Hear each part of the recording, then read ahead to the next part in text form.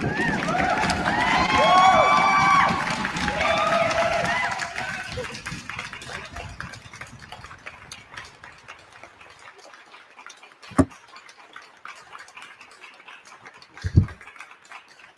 was big time. We talked about this week having a complimentary game on offense, and I think our guys really took that to heart, and it was great. We came in with a mentality to be able to run the ball, but the passing game was there, and our guys stuck to it. A lot of guys involved. A lot of guys made a play here and there, and just everybody contributed. You talked about Brett Favre being one of your idols, and I'm sure you watched him play many, many times. It wasn't your first time, but it was most certainly your best. Oh, absolutely. To be able to have that. You guys hear everything? Let me know in the comment section. Make sure you can hear that's Baker, and make sure you can hear me. Our team was really prepared to come in here. Just like we talked about, that mentality, the playoff mentality, to come in here with one job in mind and just find a way to win. And we did that. So just couldn't be happier, this group. And so we'll enjoy it, but then hit the reset button on to next week.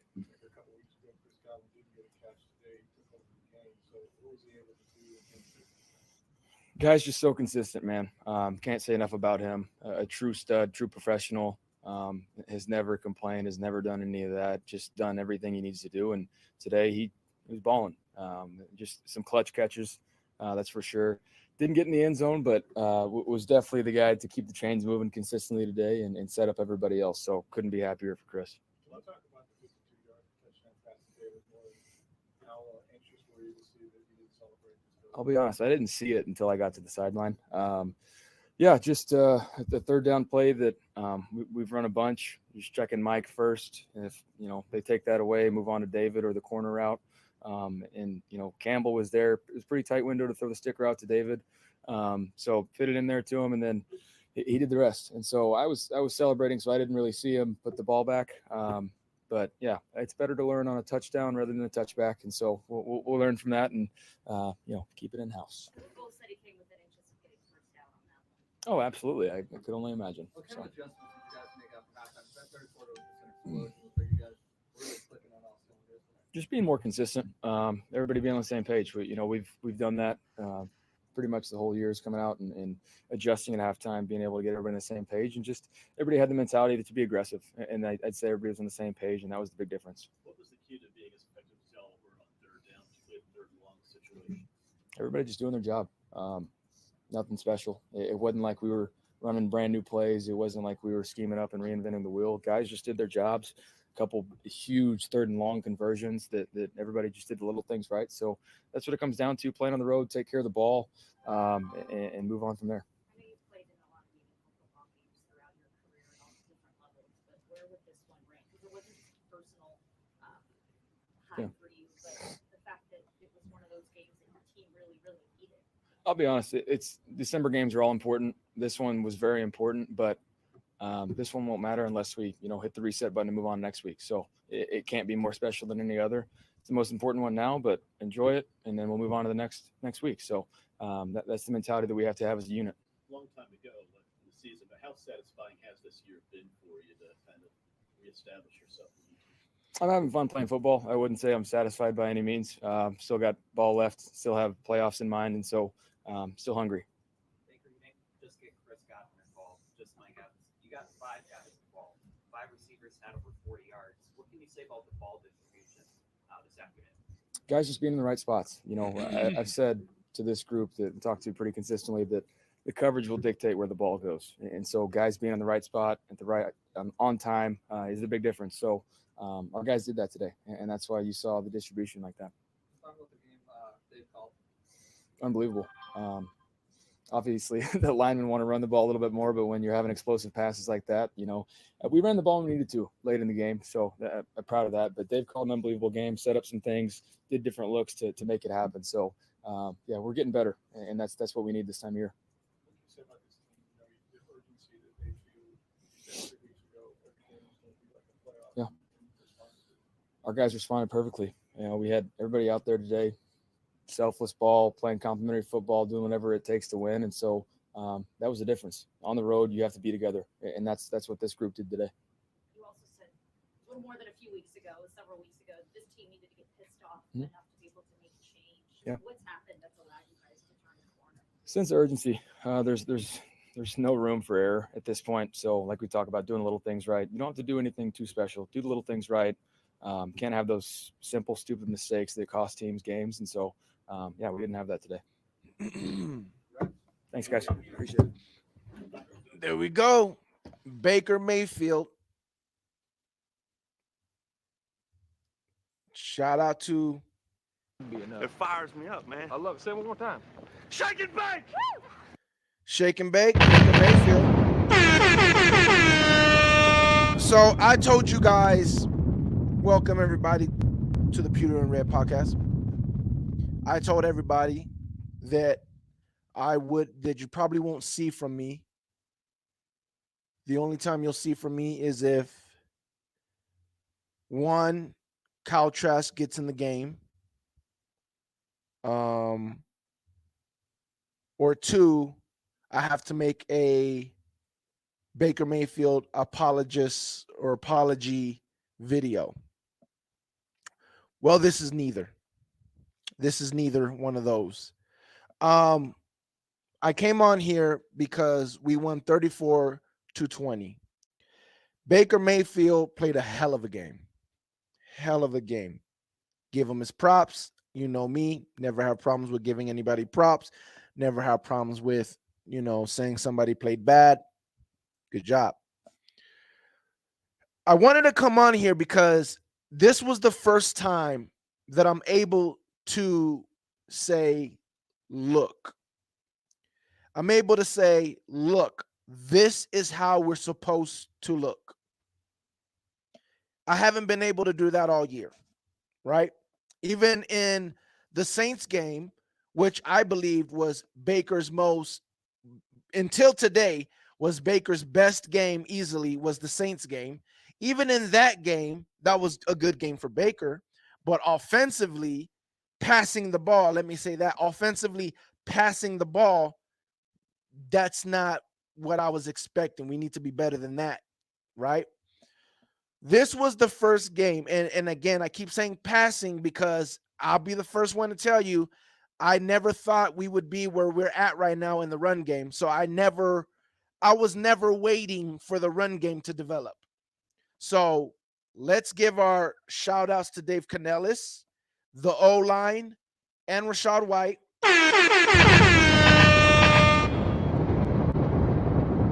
Give them their flowers because they have figured out the run game. And no, it's still not a top 5 run game. Nope, it's probably not a top 10 run game. But you know what? It's an effective run game. We have an effective run game. Now, that doesn't mean every game will be able to do this because, again, Rachaad White had 89 yards and Chase Edmonds had 13 yards. So altogether, it's a 100-yard run game. Shout out to them. So, no, it might not be a dominant top 10 or super dominant elite top 5 run game, but we're starting to be able to be a factor. It's starting to – we actually ran the ball to kill the game today. We ran the ball to kill the game today. So, shout out to Rachaad White, Chase Edmonds. Shout out to Chase Edmonds. Shout out to the O-line. Shout out to the tight ends for getting better in this scheme.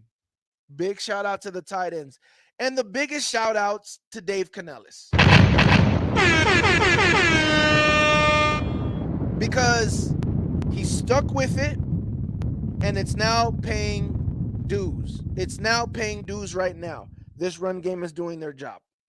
But excluding the run game, right? Because I never thought, like in the very beginning in preseason, I thought we might actually have a good run game. Then the season came and I was like, okay, it was fool's gold. We're not going to have a run game. We're used to it. It is what it is. Give it up, whatever. And now we have a run game. So again, shout out to Dave Canellis for being stubborn. Most of the time it bites you in the butt. This time with this coach, he was stubborn. It looked like it was biting us in the butt. And then now we have a run game. So shout out to him for that.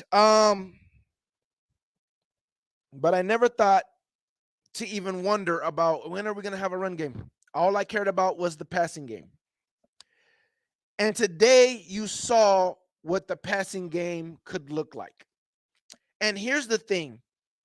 I get it week 1, week 2, week 3, week 4, even week 5, week 6, even week 7.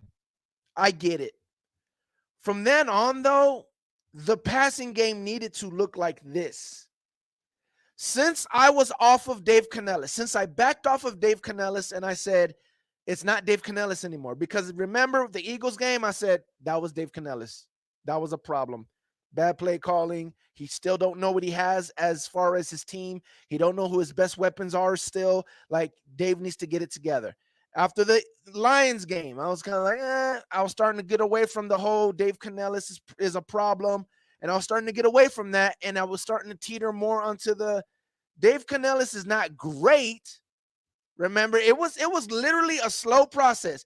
It went from Dave Canellis is the problem and Baker Mayfield kinda, because I don't expect much from Baker Mayfield, to, okay, Baker Mayfield's a problem. Dave Canellis kinda, because he's doing better, but he's still not good enough to drag Baker Mayfield. Like, he got so much problems that he's gotten better, but he's still not good. Then it went from that to, okay, it's just Baker, and Dave Canellis is calling a good, he's starting to call good games.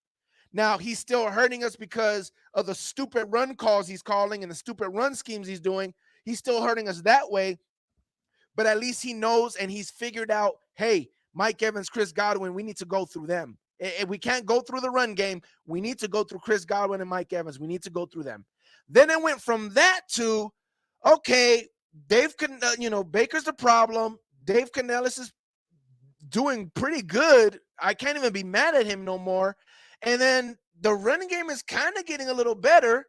Then it went from that to still Baker. Passing game is can't get any better. Run game, I don't know. I'm kind of believing into it. And now we've came to the mountaintop where passing game can't get any better, and the run game is actually a factor for us right now. So I can't be mad, but Baker played good today. I don't want people to think I'm trying to take any shots at Baker, but this is my thing. Offensively, when you talk about the pass game, we should have looked like this. This has been the problem with Baker. Everybody that has been calling for Trask, let me say, there are maybe 20% of people that call for Trask just because they're Gator fans, just because,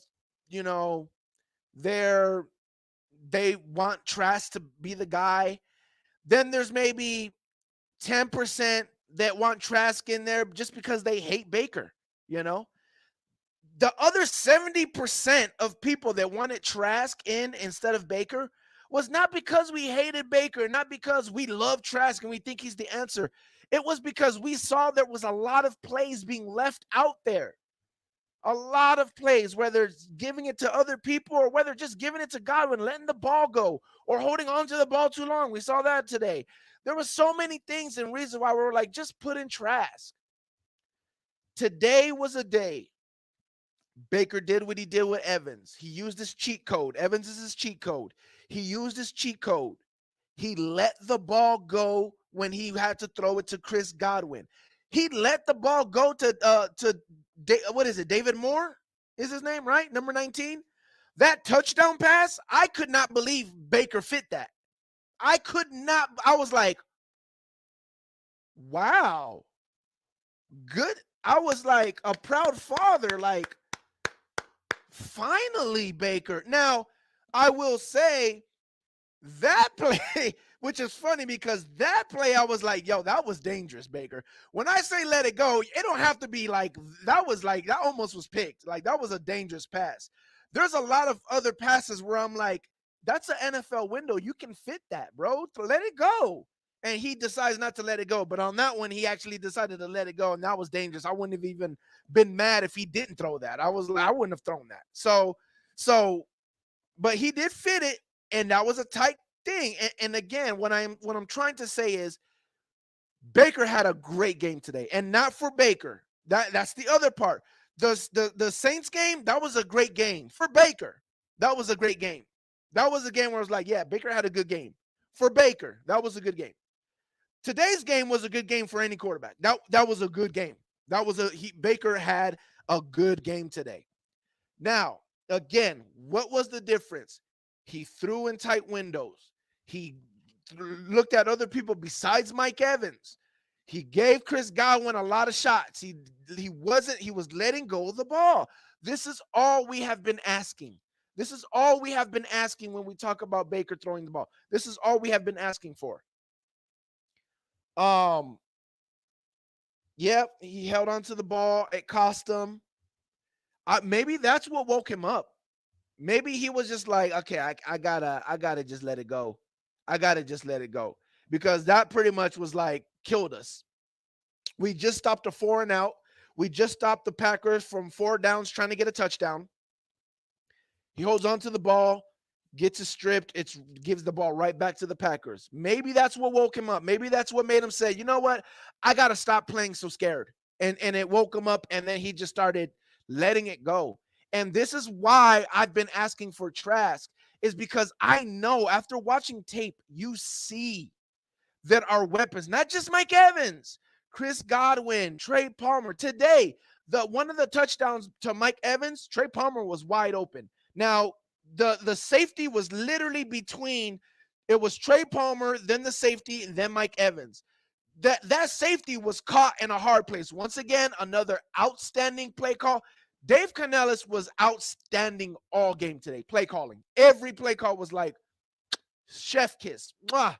Great play calling by Dave Canellis today. I mean, he was on it. He was in his bag today.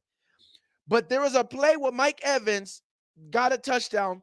Trey Palmer was completely wide open. The safety was stuck between picking Trey Palmer and Mike Evans. And by the time he decided, you know what, let me just go to Mike Evans, it was already too late. But what I am saying is we've been seeing this all game. People don't understand. When I was saying, listen, I don't believe in Baker, but even with this offense, with the weapons we have, I believe that Baker should be good enough. He should be good enough to win this division. And yeah, I was starting to get worried about it because of Dave Canellis' problems as play calling and stuff like that, and coordinating and game planning. I was a little worried, like maybe I put too much. But after seeing Dave Canellis get better, after seeing Dave Canellis understanding who his weapons are, what his weapons are, how the defense is going to play and game plan against his weapons, after Dave Canellis figured all that out, as an offensive coordinator, I said, he's fine. Dave Canellis is balling right now, really. Our quarterback is not seeing these guys open. Whether it's Mike, whether it's Kate Otten, whether it's Cole Keefe, whether it's Rashad White, whether it's Trey Palmer, all these guys open. They're all open. Different plays, different times, but we got people open. It is up to our quarterback to see it. Baker saw it today. Again, I wish I could tell you what it was, what light bulb turned on. I don't know. Baker saw it today, and you saw how our offense looked. You saw how our offense looked. I mean, this was like 2020 all over again, bro. This is like Tom Brady. Well, he wasn't dropping no bucket passes or anything like that, but you get what I'm saying. Our offense looked deadly again. We 34 points. 34, and our defense didn't give them any points today.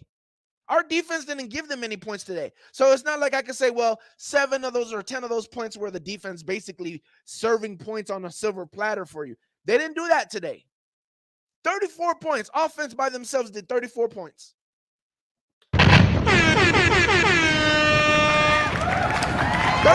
points by the offense. Real 34 points.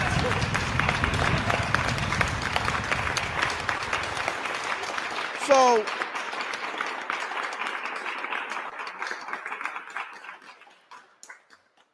shout out to Baker. Shout out to the offense. Will Baker do this next week?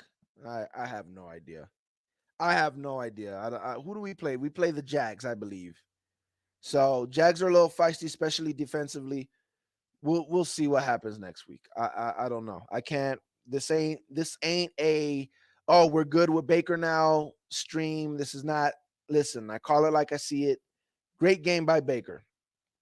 Last time Baker had a great game was the Saints game. after the Saints game, and I came on here and basically apologized to Baker.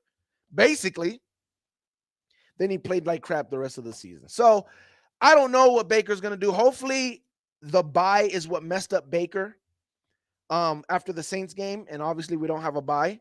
So hopefully we can keep this train rolling. Hopefully Baker stays whatever mindset he's in right now, whatever he's watching, whatever zone he's in right now. Hopefully he can stay like this the rest of the year. I don't know. We will see. I'm pretty much going to have to make a video next week, no matter what, just so I can explain to you guys what I think, what's going on with Baker, because I'll figure out some more stuff with Baker next week. But I don't know what's going to happen. But I will say this, and I'm going to get to you guys' comments. I will say this. This was a big game. And out of this game or the Jags game, this was the game I wanted, because the Jags is AFC. NFC, Packers. We needed this. This was a huge game for the playoffs, right? Now, I want to get into the other coaches. Before I do that, let me sit here and tell you guys, I have no idea what is wrong with Jamel Dean, but I don't like it. I do not like it. I saw plays where D. Delaney was yelling at Jamel Dean. Jamel Dean looks like he's lost out there. He looks like he don't even want to be out there. I don't know what is going on with Jamel Dean, but I do not like it at all. He again, I am not exaggerating. You guys know me. I am not one of these fans that, oh, he had a bad snap or he had a bad play or he got a ball caught on him, so now all of a sudden he sucks. I am not that fan. So if I call your name out like this, Jamel Dean, you got a problem, bro. There is something going on with you, bro, and I don't like it at all. You're not watching tape, because why would you? Why would you watch tape and then give effort like you're giving today? I don't understand what is going on with Jamel Dean. If you're hurt, bro, stay off the field. Because the effort that you were giving today, the cluelessness of not knowing what you're supposed to be doing right now is pissing me off big time. I don't know what the heck is going on, but I saw a few plays where and then to make it even worse, they replayed it, and I saw Jamel Dean like not even hustling. The guy caught it. He wasn't even trying to run after him and tackle him, because he's like, oh, he got it. Like, oh, he's right there. He'll tackle him. So he just stops. Like, what are you doing, bro? What are you doing? Like, bro, again, if I am calling your name out, there's a problem. Give me a close-up. If I am calling your name out on the field, there is a problem, because I don't do that. I do not do that, especially on defense. So I don't know what's going on with you, Jamel, but you need to get it right, bro. You are, I've never, listen, since I've been doing this, like really, really watching film, and you are really making me regret that we paid you. For reals. That looks, I better not see that again, bro. Like, I'll pay the dead cap. I don't want that type of attitude, that type of playing on the field. I'll pay the dead cap. I don't care. I do not care. We cannot listen. We had to make an example out of Vernon Hargreaves, Noah Spence. I got no problem making an example out of you after we just paid you. I got no problem. No problem. That was not cool at all, what I saw on the field from Jamel Dean. So Buddy need to do something, because I ain't trying to see that again. And I had to get that. There was no way I wasn't not going to talk about Jamel Dean today. That aside, right? That aside, that really pissed me off.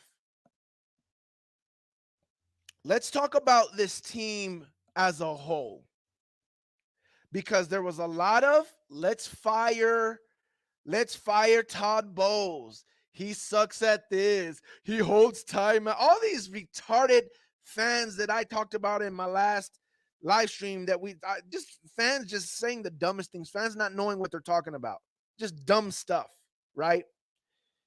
Let's recap what we have experienced in this season. Todd Bowles has a team with core players of the Super Bowl, which we know who they are, right? Levante, right? Carlton, Jamel, Antoine Winfield, Devin, who else? Shaq Barrett, Vita Vea. Offense, we got Mike, Chris, Tristan, who else? Stinny, right? Stinny was there. That's it. That was the core that we have. That's our core right now that we've had from the Super Bowl Tom Brady era. Right? Carlton was lacking. Jamel has been lacking all year. Devin has been lacking, right? Shaq technically has been lacking, but it's not his fault. He's coming off of a serious injury. So that's not his fault. It is what it is, right? Defensively, those four players have been lacking. Antoine Winfield hasn't been lacking. Levante hasn't been lacking. Vita Vea hasn't been lacking. Those other players have been not as good as we needed them to be. Then Todd Bowles has to deal with a new player in Ryan Neal learning the system, Todd Bowles system. A rookie in Kalijah, second year in Logan Hall, third year in JTS, who's not being what we wish he could be, who we're just figuring out now, like it is what it is. He's just not going to be that guy. And a whole bunch, and an undrafted rookie at nickel, and a whole bunch of youngsters in depth, right? Then you got rookie in Trey Palmer. You got Devin Tompkins, who's finally getting his shot. You got second year player Cade Otton, another rookie at tight end, rookie at guard, second starting year for Hainsey, second year for Gadecki at tackle, second year Rashad White, and all that with a new first time play calling, first time offensive coordinating Dave Canellis, who is trying his hardest to revamp this offense and getting a team that hasn't ran the ball in more than a decade to actually be a team that can run the ball a little bit. And dealing with injuries on our strong side of defense. That is a lot. And not having any cap, so it ain't like we went and we brought in some veterans or we had a chance to bring in some veterans to help out. No. We made the conscious decision as a GM, as a franchise, to not bring anybody in because we're trying to get rid of bad contracts and we're trying to get our cap ready for next year, to try to make a push next year and get our books right. So Todd Bowles was dealt, I wouldn't say a crappy hand, but he wasn't dealt a great hand at all. We gave him a lot of things to overcome. A lot of inexperience, whether you talk about players or you talk about offensive coordinator, and no cap room to go and get anybody that might fill a hole that we feel that we have. In other words, at the end of training camp, at the end of preseason, you might feel like, you know what, we need to get better here. He didn't have the luxury of saying this young player or this youngster or this inexperienced person is not going to be good enough. We need to get somebody to do this. We wasn't able to do that because that's the game plan. That is the plan that Jason Light and Todd Bowles had going forward, because the plan was to get rid of the bad contracts. So we start off hot, where everybody thought was one of our hardest parts of the schedule. It was the beginning of the schedule. We started off hot. Why? Because a lot of teams didn't start off as well as we started off, right? We kind of started off hitting the ground running. Defensively, we started off really hot when we were very healthy. Offensively, we struggled a little bit, stuttered a little bit, but because we have Mike Evans and Chris Godwin, we was able to survive off of that in the beginning. But then what happened? Middle of the season starts coming, and we start getting injured. NFL starts getting more tape on Baker and what he likes to do in this offense and where he likes to start his progression and what he likes to do, who he likes to throw it to. They start shutting him down. Baker starts stuttering. Baker starts playing bad. Defense starts getting hurt. Defense starts giving up because the offense ain't doing nothing. We go through a row of bad games. And now we're back. We win, we win a few games that was just, we just happen to be better than them. We got some talent on this roster, happen to be better than them, win a game, happen to have a better coaching staff than the other team. It happens. And now we're still hurt. We're still hurt defensively, but now we got Zion who's coming in and he's playing hard. We got KJ Britt who's came in and played hard for Devin White's position. We got Kalijah Kantu who's been healthy now and he's been coming in and doing his job. We got Yaya who's replaced JTS because he wasn't doing a good enough job. We got, D. Delaney that's gotten more playing time because Ryan Neal has been getting beat too much and not beat, but like not being able to do his role good enough. And Todd Bowles has made adjustments on his defense, right? Dave Canellis has gotten better as an offensive coordinator. Run game has gotten better. The players themselves have gotten better in this system running the ball, right? And look at where we're at right now. What are we, 8-6? This is a mark of a good head coach. I've told you guys this before. The other part, right? You guys hear me many times. I call for Kyle Trask, Kyle Trask, Kyle Trask, Kyle Trask.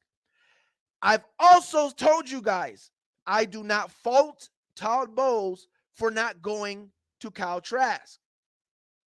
I've said it many times. I understand why Todd Bowles has not gone to Kyle Trask. Why? Because a good head coach will not do that. I picked my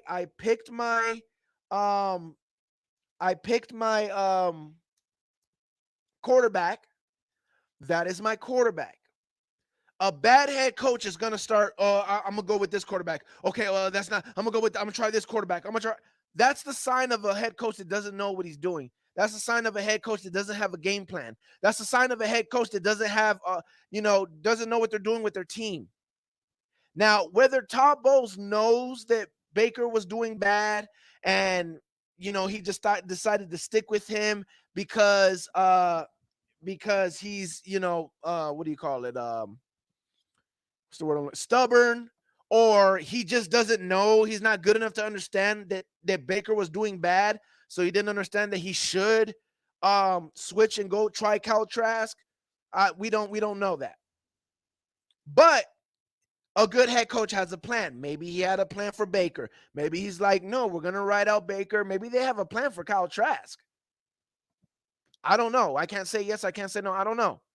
Maybe they don't have a plan for Kyle Trask. Maybe they're like, hey, whatever Baker leaves us at, that's what we leave us at. We're going to go get a quarterback next year. I don't know the situation, but I will say this. I was never mad that Bowles didn't sit down Baker for Kyle Trask because that's a sign of a good head coach. A sign of a bad head coach is someone that's going to go, Jameis, you're our starter. Okay, all of a sudden, he gets hurt. Ryan Fitzpatrick is doing good. Okay, we're going to write that with Ryan Fitzpatrick. Okay, now, Ryan Fitzpatrick is doing bad. Okay, we're going to go back to Jameis. Okay, Jameis is doing good for a game or two. Oh, now Jameis is doing bad. Okay, now let's go back to Ryan Fitz. That's a bad head coach. That's when I was done with Cutter, if you don't know who I was talking about. So even though I was calling for Kyle Trask, I understand why Todd Bowles never wavered off of Baker and he kept with Baker and didn't go with Kyle Trask. Now, if Kyle Trask would have ended up starting, blah, blah, blah, whatever happens, happens. It hasn't happened, so it is what it is. But we have the fact that Todd Bowles, when you talk about Zion, when you talk about Carlton, when you talk about Jordan Whitehead, when you talk about Mike Edwards, when you talk about Devin, when you talk about Vita Vea, when you talk about the D line with Noah Spence, throwing Noah Spence out of there, putting Shaq Barrett to be the starter. When you talk about all that stuff, that's all Todd Bowles. Todd Bowles knows how to build young players. He knows how to build these players and get them ready to play on Sunday, period. Whether they're veterans, he knows how to put them in the right spot, or whether they're young players, he knows how to develop them. Todd Bowles can do that. We've seen it year after year, time after time. That's a great coach right there. That is something special. You don't see that everywhere. There's a reason why Mike, and don't get me wrong, I love Mike Tomlin, and I think he's a good head coach. But there's a reason why you saw Mike Tomlin go to the Super Bowl with somebody else's roster, and little by little, that roster was getting worse and worse and worse and worse and worse and worse. Very slowly, but worse and worse and worse. And now look at, they're talking about firing Mike Tomlin. Pete Carroll, same thing. They had one great draft where they just hit. That defense has never been the same since. Worse and worse and worse and worse and worse and worse and worse. People keep talking about this stuff, man. And people act like Todd Bowles ain't sitting there making the team get better with this young talent. Getting better with this young talent, man. People talk about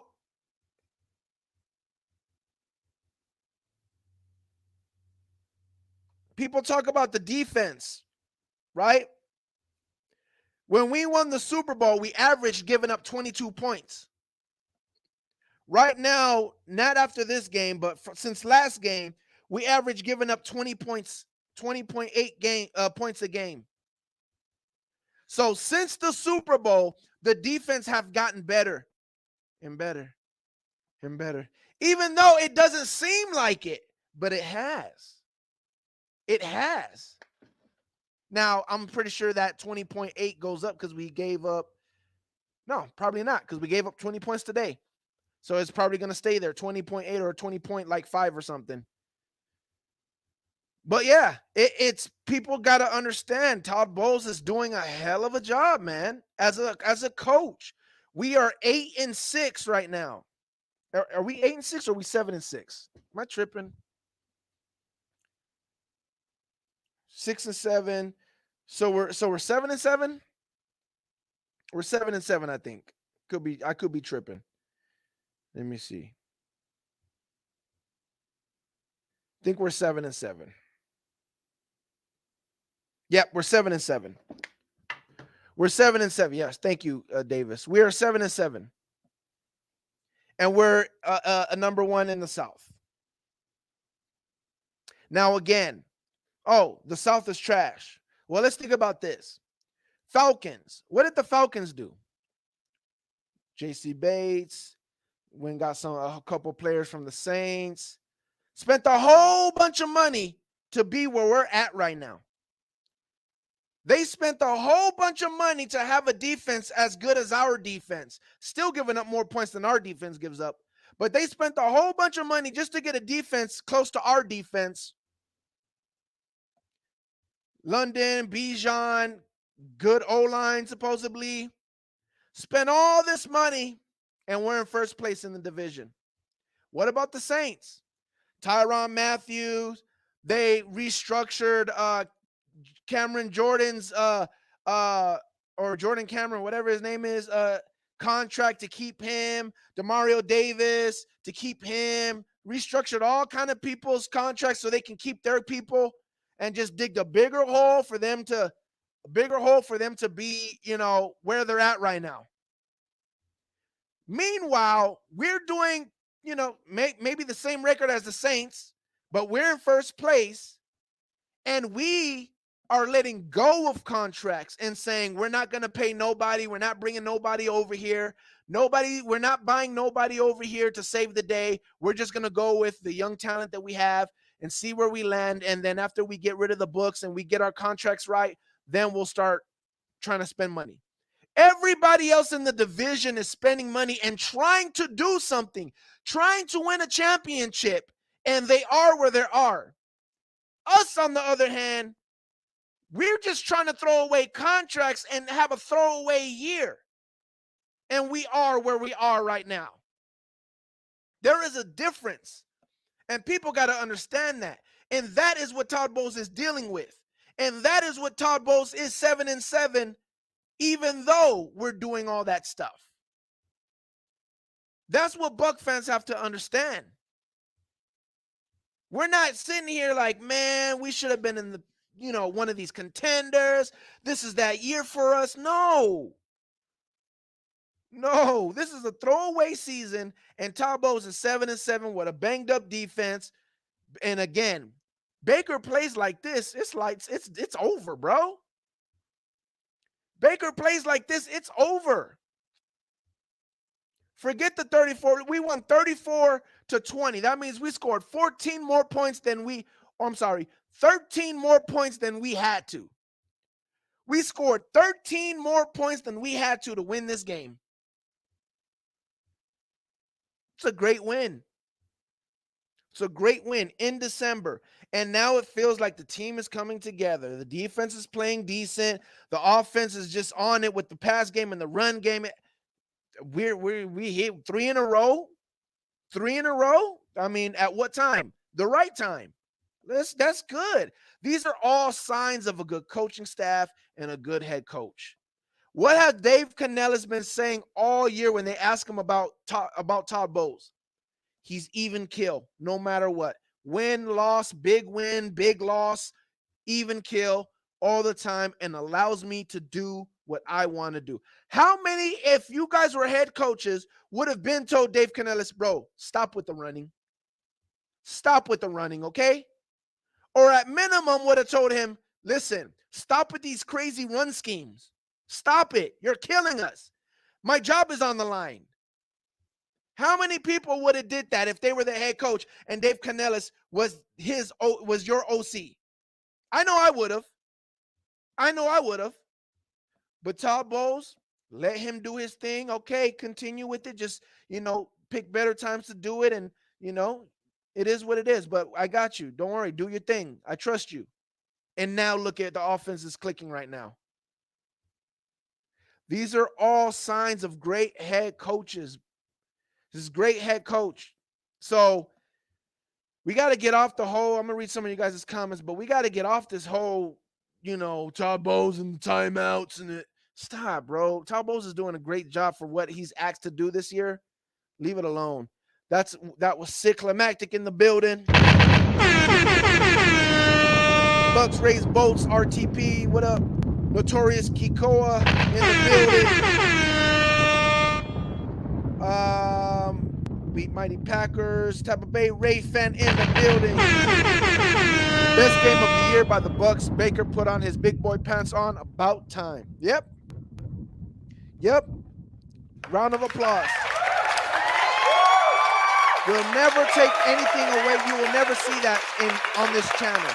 I will never downplay somebody because it don't fit my narrative or it doesn't fit with what I want to happen. What I want to happen is for this team to win and for this team to be good.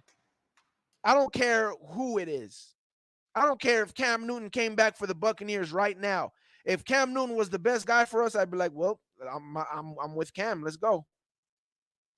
So Baker had a big game. And shout out to Tampa Bay Rays fan, man. He's been holding it down on Twitter. That guy, it feels so good to see one of my subscribers in the Twitter sphere and just be like, that guy knows what he's talking about. Just reading the things that he says, and I'm like, that guy knows what he's talking about.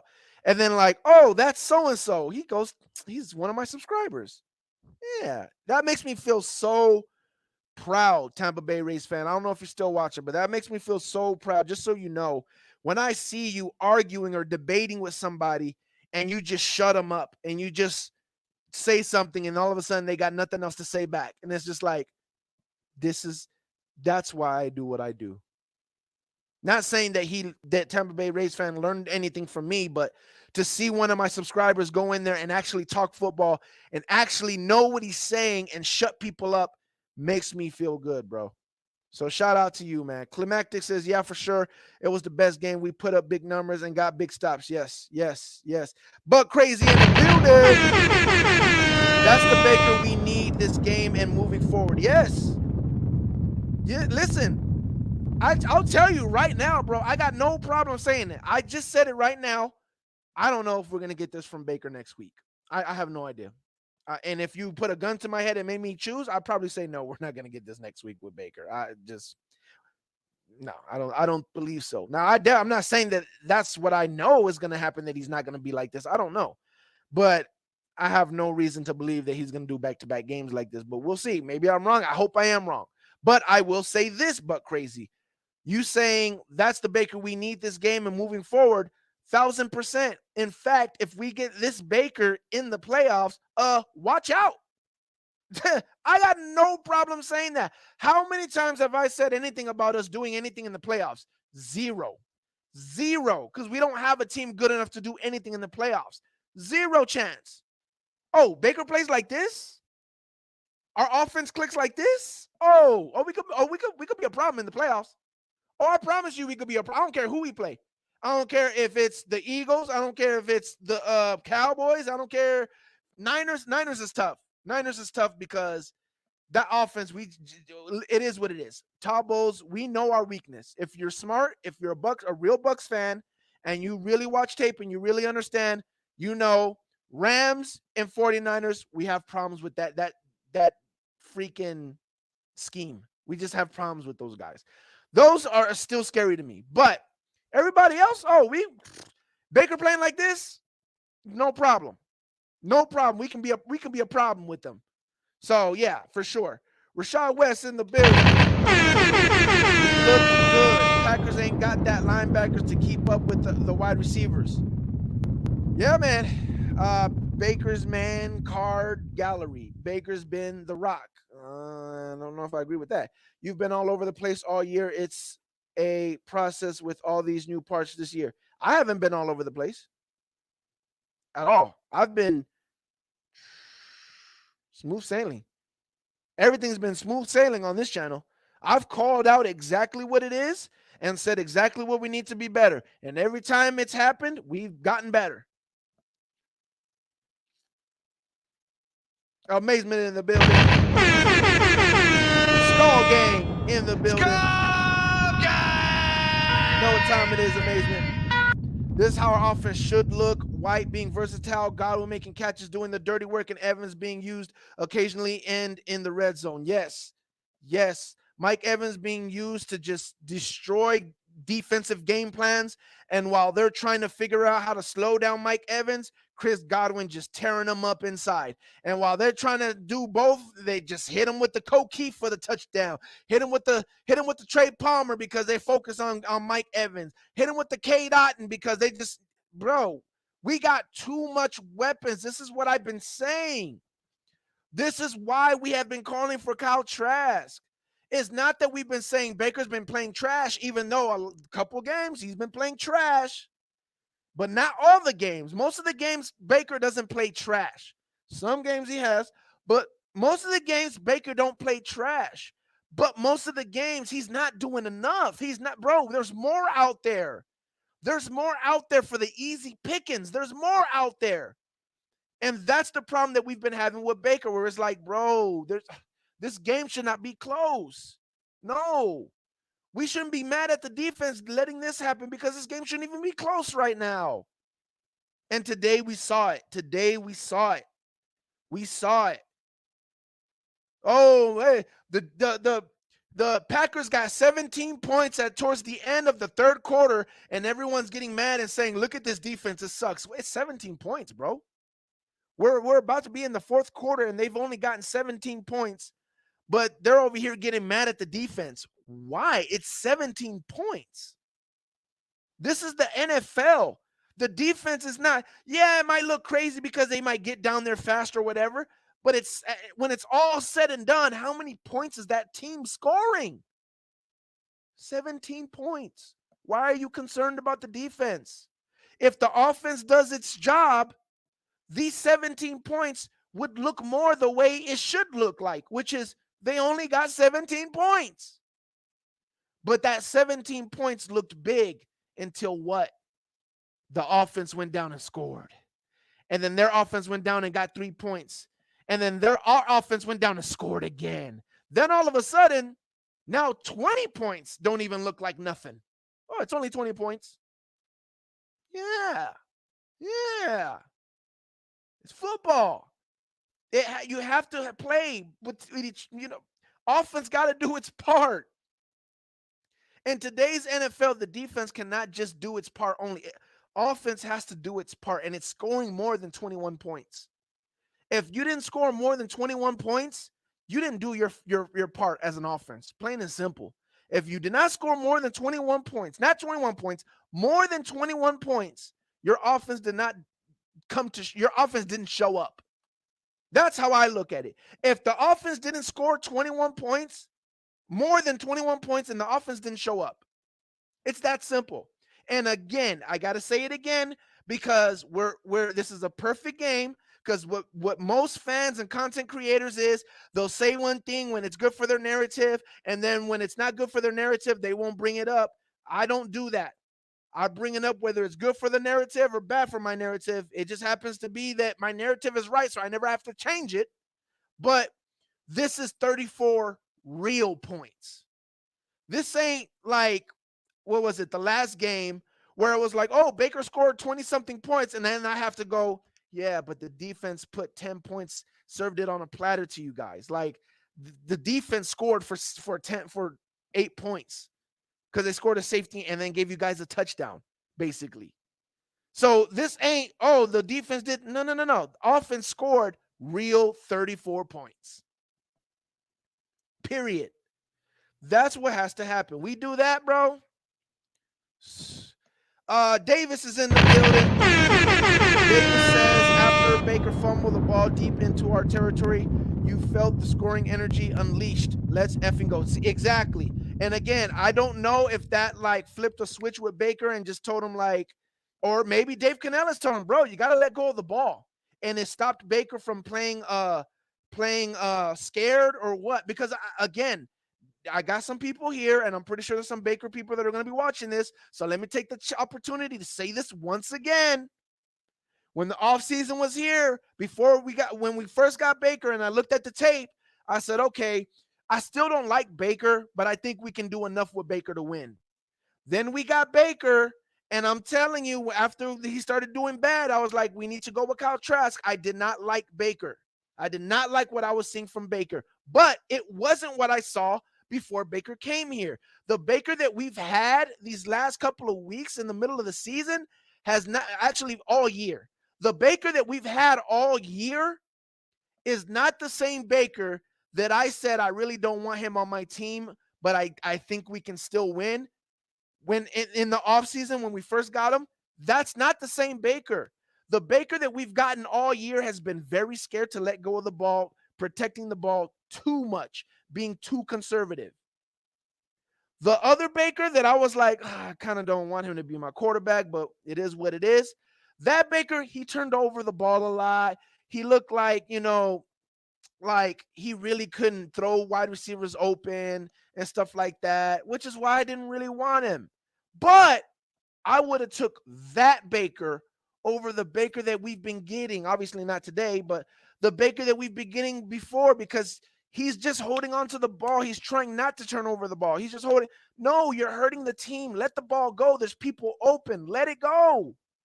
I'll take the more turnovers if you throw the ball more, because you're going to get more touchdowns. Trust me. My defense can handle you throwing the ball down the field and throwing an interception, and now they got the ball at the 40 or they got the ball at the 30. My defense can handle that. What my defense can't handle is 3 and out because you're holding on to the ball, 3 and out because you're holding on to the ball. Defense letting them score because we can't score nothing. My defense can't handle that. You turning over the ball. I mean, think about it. Every time Baker has threw an interception, we got an interception right back, or we got a turnover right back. All year, every time Baker has thrown an interception, we've gotten a turnover right back, no matter where it was. So again, we can handle turnovers. The turnovers is not the be all too. Every Buck fan thinks, oh, turnovers. Oh, at least he didn't turn over the ball. That don't mean nothing. Matthew Stafford had the most turnovers in the season and won a Super Bowl. Freaking Desmond Ridder had 3 turnovers against us and still beat us that first game. Turnovers don't mean everything. Trust me. So I'd rather have Baker, who might turn over the ball a little bit more, but at least he's not scared and he's letting it go. I'd rather have that Baker than this gun shy. Oh, no, this they look like they might be closing. Oh, they look like they might know where I'm throwing it. No, let it go, bro. Let it go. Our weapons are out there. Dave Canellis is calling some good calls. We got people open. Let it go, bro. Only time we let it go is with Mike Evans. We can't have that. So, yeah, today's Baker, I loved it. And like you said, after he fumbled the ball, it seemed like, again, I don't know if a light came on. I don't know if Dave Canellis or maybe a player came and said, bro, just let the ball go. Or maybe in his own mind, he just said, you know what? Forget this. I'm just going to let it go. I don't know. But for some reason, all of a sudden, after that fumble, he throwing it everywhere, baby. He threw it everywhere, and we got to see how our offense could look all the time. Mazeman says, I think Devin White being out is a sign that he's done in Tampa. I like the Bulls is letting the guys like Zion and Britt play. Izzy too. Yes. I mean, I don't know about White. Unfortunately, I don't know about White, but it is what it is. But I will say this, bro. I will say this. I'm a big Devin White guy. I went from not wanting us to draft Devin White to saying Devin White's the man to, this year being scared and saying, bro, you guys got to stop Devin White. We can't let Devin White go. To now I'm like, I'm honestly not that scared to let Devin White go anymore. And again, it's not to say that I don't think Devin White is good. Devin White is special. Let's not get that twisted. Devin White is special. There is no middle linebacker like that man. His athleticism, his speed, and more than anything, his acceleration. I think that's the part that people don't understand. His acceleration is retarded. His acceleration is something that this NFL probably has never seen. Just like Tyreek, I'd be talking about Tyreek as one of one. Devin, when you talk about the linebacker position, is one-on-one when you talk one of one when you talk about the acceleration that Devin White has. With all that said, I know there is some situations where, he's not into the game. Maybe some coverage situations here or there. There are things, I get it. But with all that said, he's still one of the most dangerous inside linebackers, especially when you're blitzing. Now, the whole thing is now I am seeing that we might not miss him as much as I thought we would. Since KJ Britt's been in there, we might not miss him as much as I thought we were going to miss him if we didn't sign him. So I definitely can see him being gone, him not playing today. I think every Buck fan already has it in their mind that he's gone, and I can't blame him. And to be honest, I will say this as well. I'm kind of happy that I feel that way, because it's one thing to know that he's going to be gone. And again, I still think he's a super effective weapon for our defense. But the fact that I don't think we'll miss him as much as I thought we was at first, I'm kind of happy, because that means that maybe we do get to keep Mike and get to keep everybody else that we want to keep. You know what I'm saying? Someone was going to be left out.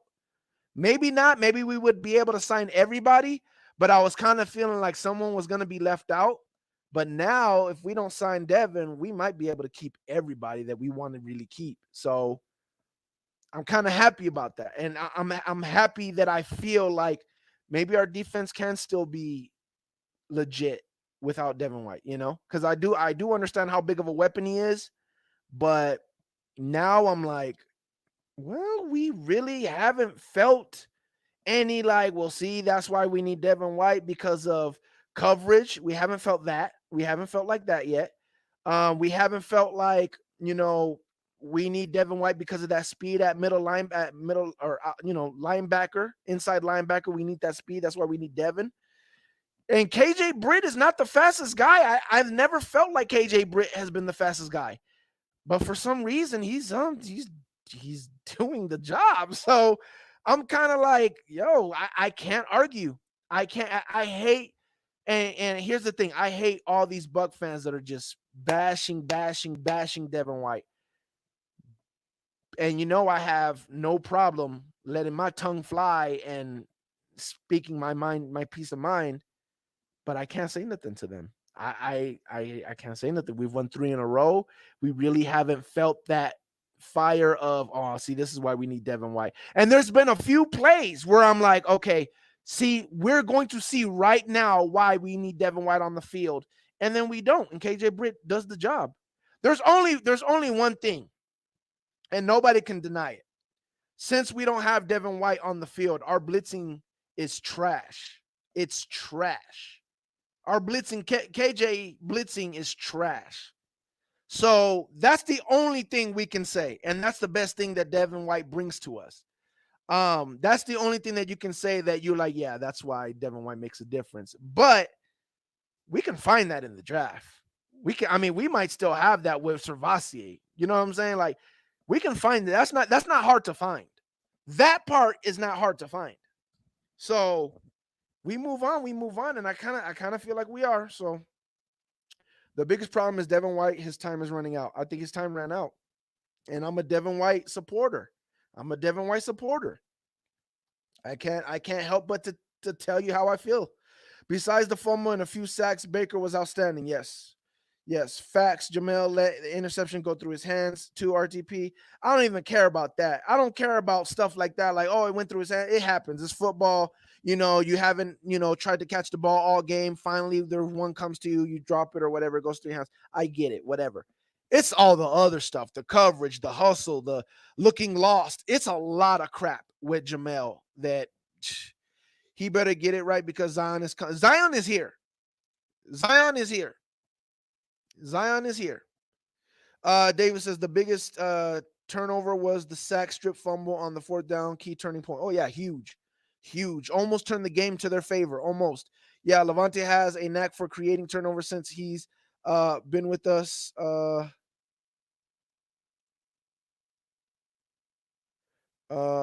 talking about for them.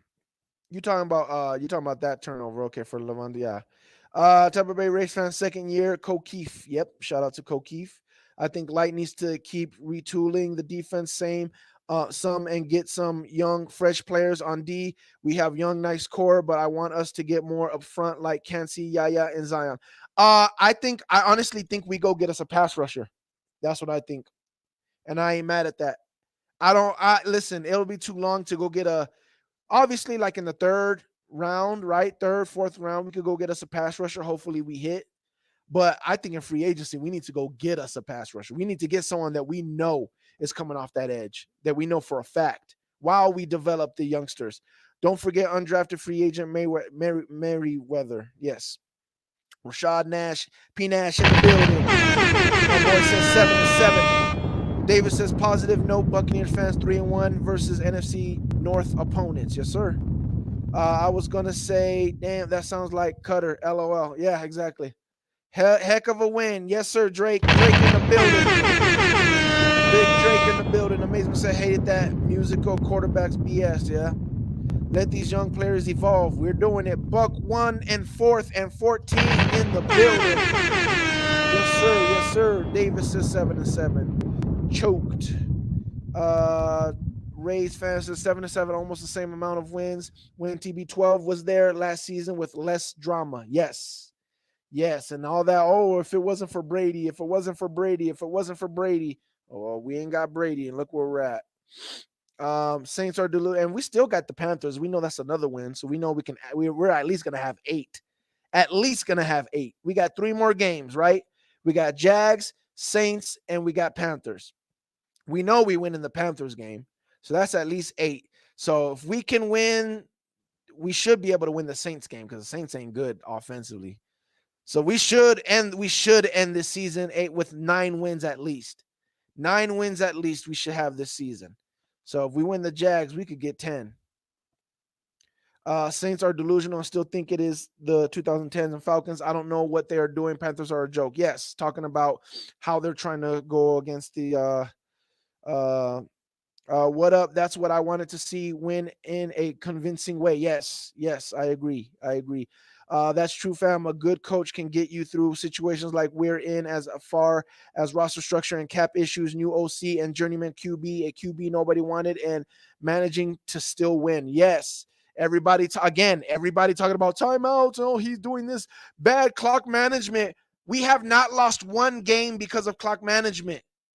I want everybody to understand that. We have not lost one game because of clock management.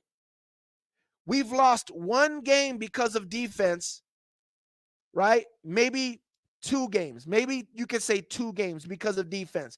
The Bills game and the Texans game.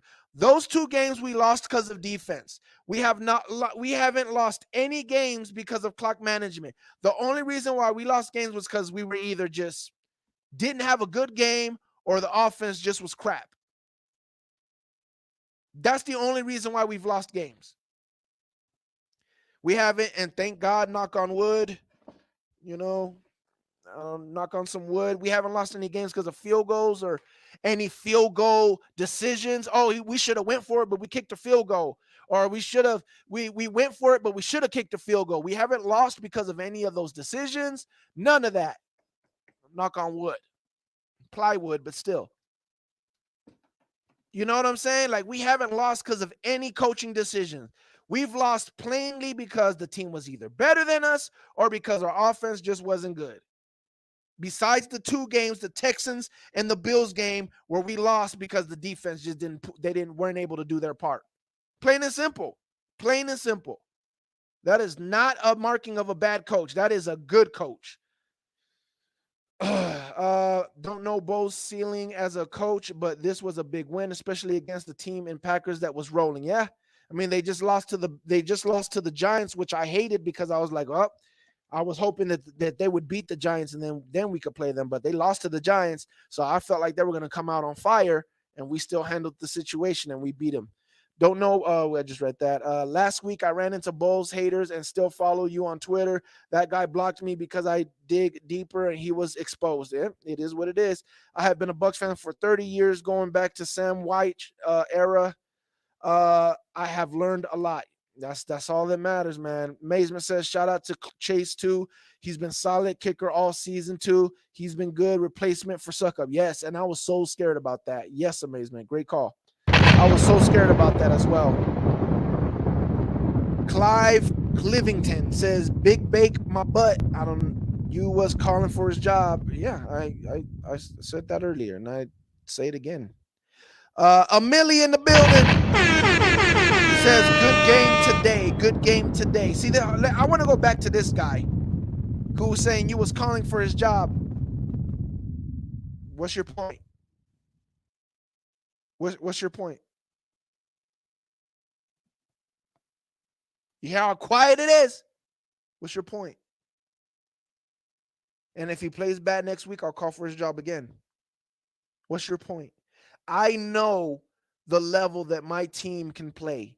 And if you're not doing your job repeatedly, that's the word, repeatedly. Because look, if Baker plays bad next week, but then he plays like this the following week after that, then okay. If that was the thing where it was Baker's good, okay, bad game, good, okay, bad game, good. If that was the case, I would have never been calling for Baker's job. I don't call for somebody's job because they had one bad game. I don't do that. Shoot, I don't call for anybody's job because they had 2 bad games. You have to show me that you're consistently messing up the team. When you show me that you're consistently messing up the team more than you're helping, that's when I'm like, okay, we got to replace this. We got to replace it. So, yeah. One good game doesn't stop me from feeling any different until he starts putting them together. Amazement says that's why he was getting sacked, because he was holding the ball too long. That's true. He did it today at times too. Just let it rip. Yep. Make plays over turnovers. If you're making plays, who cares, as long as it isn't wrong side of the field too. Doesn't hurt that much. Exactly. It's not like White is a bust. He's just not worth what he wants. Plus, we have other guys that are more crucial for our long-term success. He can be replaced and his production can be made up for. Yeah. Oh, I never thought I'd sit here and agreeing with you, but yeah, about Devin White. But yeah, it's true. And that's very important that you put. It's not like White is a bust, because White is not a bust. He was a big factor in us winning a Super Bowl. Can't nobody say you a bust if you helped us win a Super Bowl. Period. I don't care. Period. So, Steve, you can't say we could have picked Stinney in the first round. Stinney could have been picked in the first round. That man helped us in the playoffs and helped us win the Super Bowl. Ain't no way I would ever call Stinney a bust. Now, obviously, we didn't draft Stinney. I know that, but I'm just saying the point that I'm trying to make. I don't care where we draft you. You helped us win a Super Bowl. You did your job, bro. You did your job. Plain and simple. Plain and simple. Tampa Bay Rays fans still draft an inside linebacker regardless of Britt's play. Oh yeah, for sure. I don't even think Britt starts for us next year. I truly don't. I think we draft somebody early, second round probably. That's what I would do. I would draft someone either second round or, well, first round. Hopefully we get a quarterback. So I think it's either going to be quarterback, inside linebacker, or inside linebacker, quarterback. That's what I honestly think. So yeah, so I still think we draft somebody, and I don't think Britt starts for us next year. I don't. I could be wrong. I definitely could be wrong. It's not like I know that he's not going to start for us.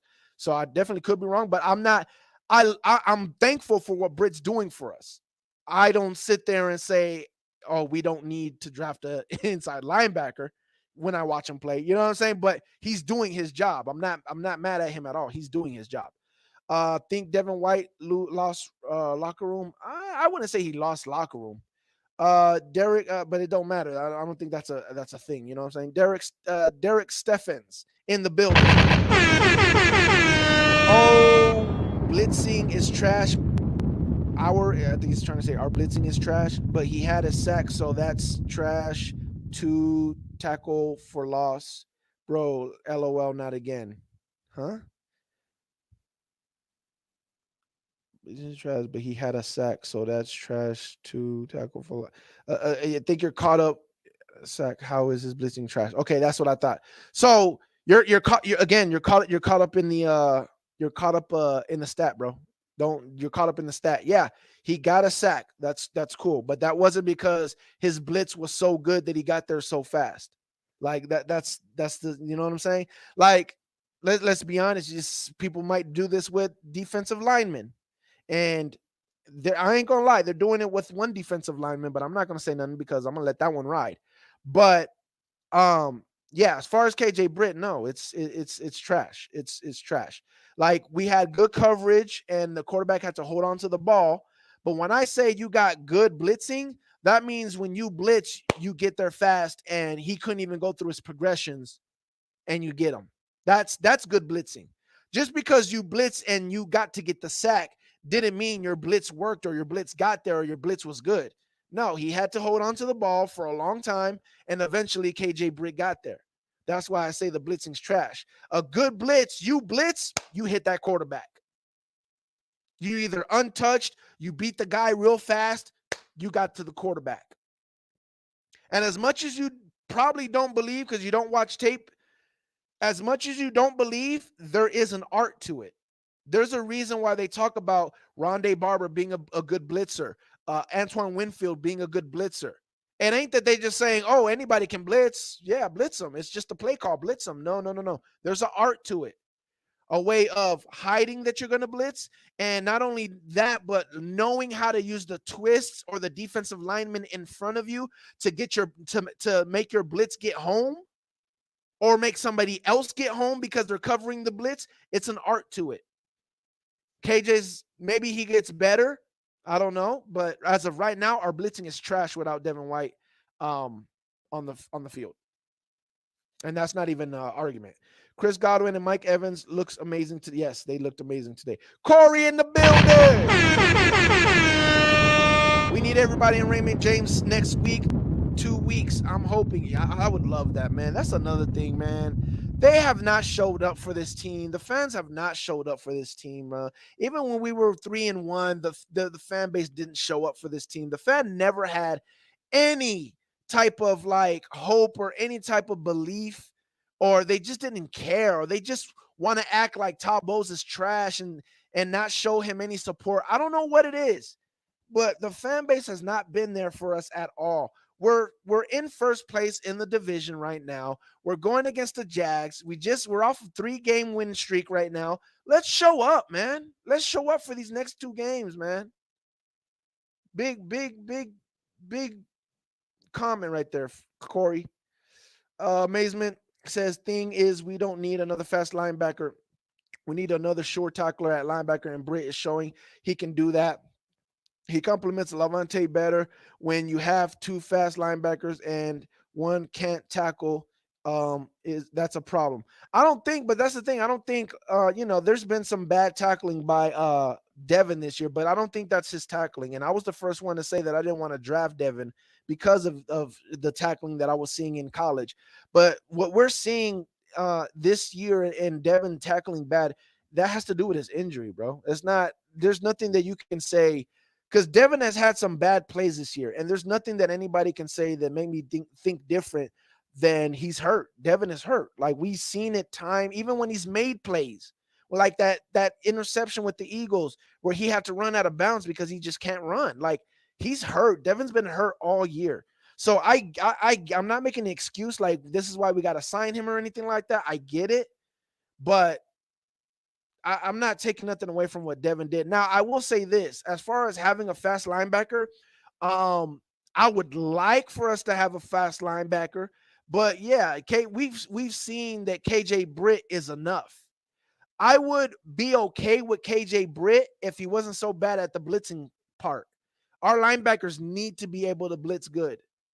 They need to be able to blitz good. And if KJ Britt could get better at blitzing, I would then be like, yeah, but because of that part, I want somebody else that might be a little faster. And again, the speed is not what makes you better at blitzing. So I'm saying I want somebody that's a little faster because I just want someone that's a little bit faster. But I'm hoping that we try to go after someone that's a little bit faster, because I'm hoping that, hopefully they get the same coverage that KJ Britt is giving us, maybe hopefully better. And they need to be able to blitz better. We need both of our linebackers to be a problem blitzing. If we can sit there and get another Servassier to have 2 Servassiers on the field where they both can cover, they both can blitz, will be a problem. And that's where I'm hoping our direction goes. Shouts out to Panthers for taking down ATL. 2 magic numbers, probably 2 with that. Falcons lost.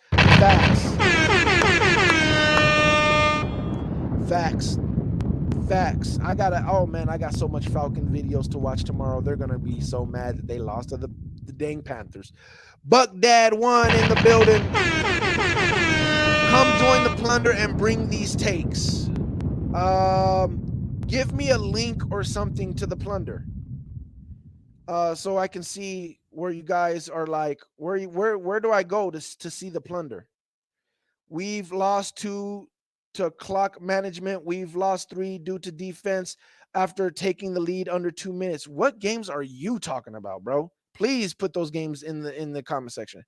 Retool the offense at safely inside linebackers and CB to light. Retool the offense at safety inside linebacker corner to light Dean and Davis, but on fire. Facts. Okay. Offense is left guard, running back, and perhaps QB. Perhaps QB? No, definitely QB. We do need another safety. We do need an inside linebacker. I definitely agree with getting another corner, because if we can replace both of them dudes, then let's replace both of them dudes. Because again, Carlton, at times of lately, he's been playing good. Obviously, he didn't play today, but last game he played a little bit, like, but Jamel needs to get something lit under him, and Davis needs to be able to have something lit under him all season. So I agree with that. Left guard, I would put honestly, I would put the left guard in the back burner. Right? Stinney's earned the right, right? Can we get better there? Yeah, but it's definitely not concerning to me. It's not concerning to me. I would put left guard in the back burner. When I mean the back burner, I mean like, maybe 5th round, 4th round, if there's nothing else, if you feel like that's the best option. But 3rd round, 2nd round, 1st round, those need to be vital situations. So 1st round, 2nd round, 3rd round needs to be quarterback, needs to be inside linebacker, and needs to be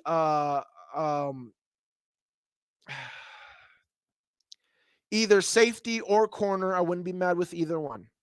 Running back, that's another one that I could put in the back burner. I'm not too worried about running backs. I don't like spending draft picks on running backs, to be honest with you. And we already have Rachaad White, so I'm not spending another decent draft pick to put behind Rachaad White. We can just bring somebody in, and that's how I look about it. You really need to learn what you're talking about, okay? You can tell you showed up when Brady did, okay? Even though my channel's been around since 2012, but okay. The Plunder. Okay, we got the Plunder on Facebook. Likely to see Bull, Baker, and Canellis all next year. I agree with that. I agree with that very much. All those sound effects, and yet give one of the dumbest takes if you believe so. How are you gonna say it's silent and be the only one on the show? I like that. Just got that. Consecutive. You've done show calling for Trask and saying bench Baker. You've done shows calling for Trask and saying bench Baker. Yes, I said that earlier. When he pushes the ball down the field, he can be that guy for us. It's who he's pushing the ball. Devin is trash. Our entire defense won that Super Bowl. He did his job for a year and a half. Britt plays for us. You're saying a whole bunch of nonsense. Like, are you trying to make a point? The Plunder, let's effing go. Let's run it. O-line, edge, and quarterback are top. O-line, edge, and quarterback are top priorities. Edge is a top priority, but the only reason why I didn't say draft an edge 1, 2, or 3 is because I truly believe we're going to get an edge rusher from the offseason, from free agency. K. Britt was a career special team, and just coming in as a fill is nicely. He's a young mentor. Yes. Yeah, Britt stays in rotation. He's a good rotational linebacker that can start occasionally if an injury pops up. Can't complain about having depth. Yep. That's another sign of a good coach. Depth. If your depth comes in and is able to do the job, that's a sign of a good coach. You called Britt's blitzing trash, bro. He has pressure the quarterback every game he's played. Look up stats. You stop. This is why you will continue to not know football. Leave stats alone. Leave stats alone. There is a difference when you watch the tape. There is a difference of, okay, that was us pressuring, or okay, we pressured because eventually we got through because of the back end doing their job. You got to know the difference, my boy. You got to know the difference between, oh, we pressured them because our guys beat their guys on the line so fast, or because we blitzed and got through so fast, or, oh yeah, we got a pressure because he was waiting in the pocket for a while, but our back end was holding up and he had no one to throw it to, or he was holding on to the ball so long that eventually we got a pressure. Because that eventually we got a pressure, anybody can do that. Anybody can eventually get a pressure. So I don't care about those eventually we got a pressure stats that are marked in the statting column. I don't care about that. That's why you guys got to get away from the stats. Stop stat watching. Stop stat watching to determine if someone's good or if your team is good or team is bad, or if a player's good or a player's bad. Stop stat watching, because you cannot tell if someone's good or bad by stat watching. Stats do not tell you the whole story. They just tell you the ending of the story. That is it. You must watch tape and you must compare when you do it to what other people's doing it. Is our blitzing good? Well, let's compare. When we blitz, it takes us this long to get to the quarterback. But when this player is on the field and we blitz, it takes us this long to get to the quarterback. That's how you can see the difference. See, the longer you stay on here, Plunder, the more you're going to learn and you can bring to your show. Amazement says this fan base is pretty apathetic at times, especially with Brady gone. It may get worse as far as fan base support. Yeah, it is. I mean, I've been here since 2012, and we've seen the difference. Tampa fan in general are very feckle. That is why they don't show up consistently. Climactus has got to love it that the team is clicking at the right time. Yes, again, sign of a good coach. I'm loving what I'm seeing from Zion and Winfield Jr. for future. I kept telling fans, be patient on Rashad. O-line is pretty good. Light has a good knack for drafting O-line. I said running back in the 7th round, OG late, day 2 after, guard late, day 2. After Stinney, they don't even have legitimate left guard. Okay. But see, I don't like that because, late day 2. Okay, yes. Late day 2. I thought you were, for some reason, when you said late day 2, I'm thinking day 2, 2nd round. So yeah, late day 2. Yes, I agree with that. For some depth, I agree with that. I hate stat geeks. Sometimes you can't tell a guy's impact from a stat sheet. You have to watch, especially toward a certain D lineman. Don't want to say any names.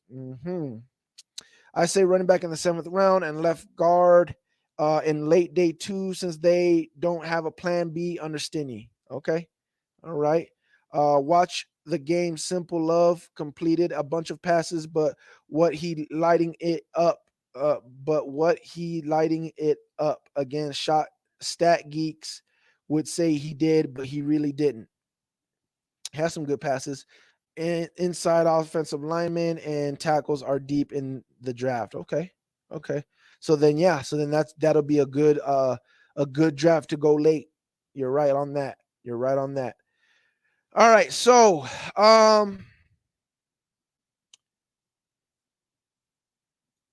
that plunder. I tried checking you guys out, but you guys haven't made any videos in I don't know how long.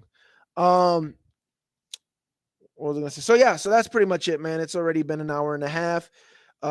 Good game again. I wanted to come on here because this was the only time I was able to make a video like this, where I can say, look at this offense. Do you see this offense? This wasn't a rare. It was a rare game offensively, but it shouldn't be, and that is my point. And Dave Canellis has been calling good plays like this for I don't know how long now. For the last couple of weeks, Dave Canellis has been in his bag calling some really good plays for a while now. Okay, so again, we should continue to look like this. If we don't, you know why. This is just as good as Kyle Trask coming in here and lighting it up. Like, again, we can look like this all the time. Not every time. Every single time, no. Obviously, it's the NFL. Most of the time, our offense should be able to look like this. And if we don't, most of the time it's because of one person. But we will see what we do next week. I am so glad we beat the Packers. This was a huge win to give us some wiggle room. The Falcons lost to the Panthers. So let's go through that real quick, through their schedule real quick, because they were not supposed to lose to the Panthers, and they dropped a game to the Panthers, and now they got to play the Colts next. Then they got to play the Bears. The Colts is not easy. If they can lose to the Panthers, Colts is not going to be easy for them. They can lose to the Colts too. If they can lose to the Panthers, they can lose to the Colts. Matter of fact, if they can lose to the Panthers, they can lose to anybody in this game in the rest of their schedule. Excuse me. They got the Colts next, then they got the Bears, then they got the Saints. They can lose all those games. Okay, they can lose all those games. Let's go to the Saints schedule real quick. See what they got left, because they just won a game as well. And so they're still tied with us for the division. Here we go. They just beat the Giants 6-24, convincing win. Good for them. I mean, their offense still stanked, and it was the Giants, but still, it is what it is. The Giants, they beat them convincingly. They're supposed to. Next, they play the Rams. They're probably going to lose that game. Then they play the Bucs. They're probably going to lose that game. And then they got the Falcons. So Falcons and the Saints hopefully destroy each other. All we have to do all we had to do was win the Packers game or the Jags game, and we won the Packers game. So now if we win the Jags game, man, we need one game and we're in. We only need to win 2 games. We only need to win 2 more games. And one of them is the Panthers. We're going to win that. And it just needs to be the Jags or the Saints. And we know we can beat the Saints, so we should have this division. This pretty much almost wrapped up the division. Now, if we beat the Jags, we wrapped up the division's ours. We wrapped it up. If we beat the Jags, we wrap up this. It's ours. It's ours. We won. So yeah. So that's it. Let me triple check, make sure I'm not wrong with our schedule. I shouldn't be wrong. So yeah, we got the Jags next, and then we got 2 home games. Yep, the Jags at home, Saints at home, and then we got the Panthers in Carolina. So yeah, and let's not forget first place schedule. Matter of fact, let me show you guys something real quick.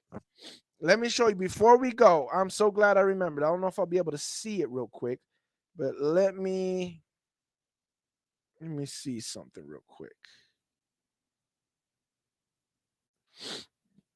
There we go. Let's put this up here.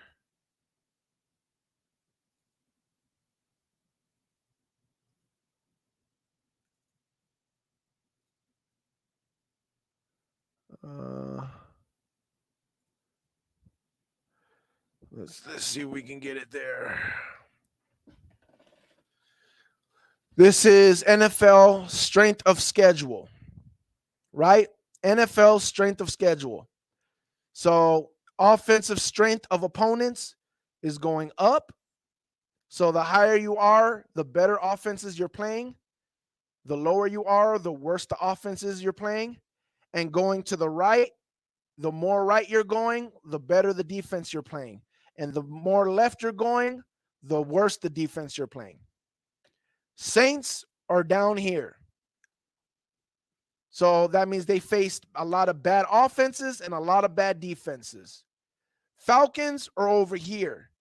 That means they faced a lot of bad defenses, just as bad as the Saints, but they faced a lot of really bad offenses. Really bad offenses. They're all the way over here.